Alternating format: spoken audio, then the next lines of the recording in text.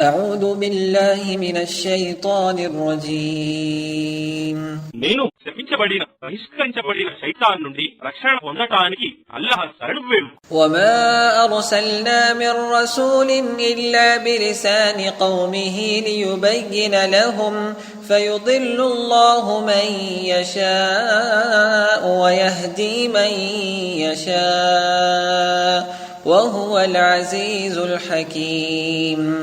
మరియు మేము ప్రతి ప్రవక్తను అతని జాతి వారి భాషతోనే పంపాము, అతను వారికి స్పష్టంగా బోధించటానికి.